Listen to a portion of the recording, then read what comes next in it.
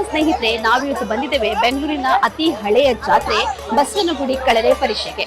ಬೆಂಗಳೂರಿನ ಮೆಟ್ರೋ ಸಿಟಿಯಲ್ಲಿ ಈ ಒಂದು ಹಳ್ಳಿ ಸೊಗಡಿನ ಜಾತ್ರೆ ಹೇಗಿರುತ್ತೆ, ಜನರು ಹೇಗೆ ಬರ್ತಾರೆ, ಯಾವ್ಯಾವ ಕಡೆಗಳಿಂದ ಬೆಳೆಗಳನ್ನು ತರ್ತಾರೆ, ಹೇಗೆ ಮಾರಾಟ ಮಾಡ್ತಾರೆ, ಎಷ್ಟು ರೂಪಾಯಿಗೆ ಮಾರಾಟ ಮಾಡ್ತಾರೆ, ಜನಗಳ ಸ್ಪಂದನೆ ಹೇಗಿದೆ ಅಂತ ಒಂದು ರೌಂಡ್ ನೋಡ್ಕೊಂಡು ಬರುವ.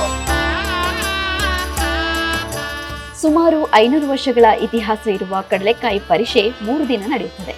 ಬೆಳಿಗ್ಗೆ ಸುಮಾರು 10 ಗಂಟೆಗೆ ಆರಂಭವಾದರೆ ರಾತ್ರಿ 11ರವರೆಗೆ ಜರುಗುತ್ತದೆ.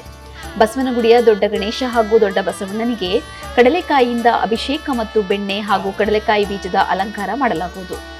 ಬಸವಣ್ಣನಿಗೆ ಕಡಲೆಕಾಯಿ ತುಲಾಭಾರ ಮಾಡುವ ಮೂಲಕ ಪರಿಷೆಗೆ ಚಾಲನೆ ದೊರೆಯುತ್ತದೆ. ಪರಿಷೆಗೆ ಬರುವ ಭಕ್ತರಿಗೆ ಕಡಲೆಕಾಯಿಯನ್ನು ಪ್ರಸಾದವಾಗಿ ಕೂಡ ನೀಡಲಾಗುತ್ತದೆ. ಬಸವಣ್ಣ ನೋಡಿದ್ವಿ, ದೊಡ್ಡ ಗಣಪತಿ ನೋಡಿದ್ವಲ್ಲ, ಇವಾಗ ತಗೊಂಡು ಹೋಗ್ತೀವಿ. ಅಂದರೆ ತುಂಬ ಮುಂಚೆ ಎಲ್ಲ ಅಷ್ಟೊಂದು ಇದಿರಲಿಲ್ಲ, ಇವಾಗ ತುಂಬ ಜನ ಜಾಸ್ತಿ, ಕಡಲೆಕಾಯಿ ಇದು ಎಲ್ಲ ತುಂಬ ರಾಶಿ. ಆವಾಗ ಅಷ್ಟೊಂದು ಏನು ಇರಲಿಲ್ಲ, ಇವಾಗ ಒಂದು 10-12 ವರ್ಷದಿಂದ ತುಂಬ ಜಾಸ್ತಿ ಇದು ಮಾಡ್ತಾರೆ ವ್ಯಾಪಾರಸ್ಥರೆಲ್ಲ. ಅಂದರೆ ಹೇಳ್ತಾರೆ ಮುಂಚೆ ಎಲ್ಲ ಇದು ಹೊಲ ಇತ್ತು, ರಾತ್ರಿ ಬಸವಣ್ಣ ಬಂದು ಇದು ಮಾಡ್ತಾ ಇತ್ತು ಅಂತ. ಅವು ಯಾರೋ ಕೇಳ್ಕೊಂಡ್ರಂತೆ ದೇವ್ರಿಗೆ ಕಡಲೆಕಾಯಿ ಇದು ಮಾಡ್ತೀವಿ ಅಂತ. ಆಮೇಲೆ ಎಲ್ಲ ನಿಂತೋಗಿ ಅವನಿಂದ ಏನಿಲ್ಲ ಅಂತಾರೆ.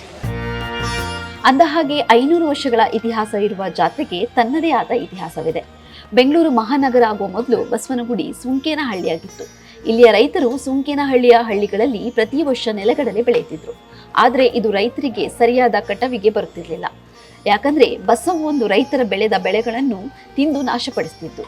ಆಗ ರೈತರು ತಮ್ಮ ಬೆಳೆಯನ್ನು ರಕ್ಷಿಸಿಕೊಳ್ಳಲು ತಮ್ಮ ಮೊದಲ ಬೆಳೆಯನ್ನು ಬಸವನಿಗೆ ಅರ್ಪಿಸುವ ಹರಕೆ ಹೊತ್ತುಕೊಂಡು ಬಸವನನ್ನು ಪ್ರಾರ್ಥಿಸಲು ಆರಂಭಿಸಿದರು.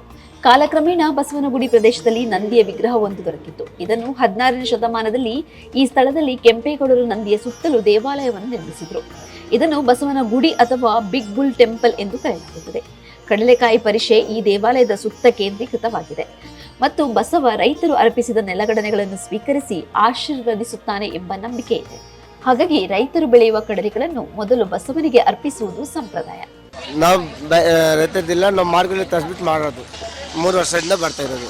ನಾವು ಡೈರೆಕ್ಟ್ ಹೋಗ್ಬಿಟ್ಟು ಮಾರ್ಕೆಟಿಂದ ತರಿಸೋದು.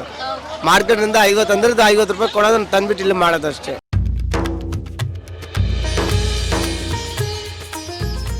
ಕಡಲೆಕಾಯಿ ಪರಿಷೆ ಸಮಯದಲ್ಲಿ ಗ್ರಾಹಕರು ನೆಲಗಡಲೆಗಳನ್ನು ರೈತರಿಂದ ನೇರವಾಗಿ ಮಾರುಕಟ್ಟೆ ದರಕ್ಕಿಂತ ಅಗ್ಗವಾಗಿ ಖರೀದಿಸುತ್ತಾರೆ. ಕಡಲೆಕಾಯಿ ಪರಿಷೆಯ ಸಂದರ್ಭದಲ್ಲಿ ಬಸವನಗುಡಿ ದೇವಸ್ಥಾನದಲ್ಲಿ ವಿಶೇಷ ಪೂಜೆ ಮತ್ತು ಪ್ರಾರ್ಥನೆ ನಡೆಯುತ್ತದೆ. ಅಲಂಕೃತ ಬೀದಿಗಳಲ್ಲಿ ಸಾಕಷ್ಟು ಶಾಪಿಂಗ್ ಆಯ್ಕೆಗಳು, ಆಹಾರ ಮಳಿಗೆಗಳು, ಆಟಿಕೆ ಮತ್ತು ಮಕ್ಕಳ ಆಟಿಕೆಗಳು ಕೂಡ ಇರುತ್ತವೆ. ಈ ಜಾತ್ರೆಗೆ ಕೇವಲ ಬೆಂಗಳೂರು ಸುತ್ತಮುತ್ತಲ ಪ್ರದೇಶದ ಜನರು ಮಾತ್ರವಲ್ಲ, ಶ್ರೀನಿವಾಸಪುರ, ಮಾಲೂರು, ಕೋಲಾರ, ಮಂಡ್ಯ, ಮೈಸೂರು, ಚಾಮರಾಜನಗರ, ಮಾಗಡಿ, ರಾಮನಗರ, ಚಿಕ್ಕಬಳ್ಳಾಪುರ, ದೊಡ್ಡಬಳ್ಳಾಪುರ, ತುಮಕೂರು, ಚಿಂತಾಮಣಿ, ಹೊಸಕೋಟೆ ಮಾತ್ರವಲ್ಲದೆ ನೆರೆ ರಾಜ್ಯಗಳಾದ ತಮಿಳುನಾಡು, ಆಂಧ್ರಪ್ರದೇಶಗಳಿಂದಲೂ ಸಹ ರೈತರು ಹಾಗೂ ವ್ಯಾಪಾರಿಗಳು ಇಲ್ಲಿ ಬಂದು ಕಡಲೆಕಾಯಿ ವ್ಯಾಪಾರ ಮಾಡುತ್ತಾರೆ. ಇಲ್ಲಿ ನಾನಾ ತಳಿಯ ಹಾಗೂ ನಾನಾ ಗಾತ್ರದ ಕಡಲೆಕಾಯಿಗಳನ್ನು ಕಾಣಬಹುದು.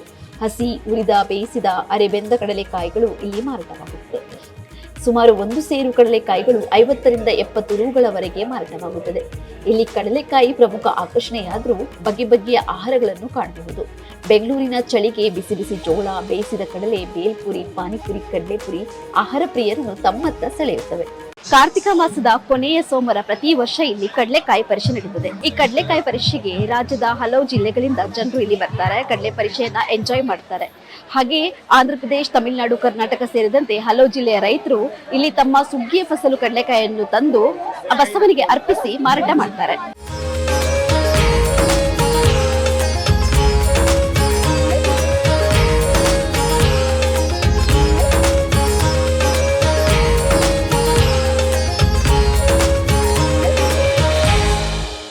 ಹೆಚ್ಚಿನ ಸುದ್ದಿ ಅಪ್ಡೇಟ್ಗೆ ಈಗಲೇ the federal Karnataka YouTube page ಅನ್ನು ಸಬ್ಸ್ಕ್ರೈಬ್ ಮಾಡಿ.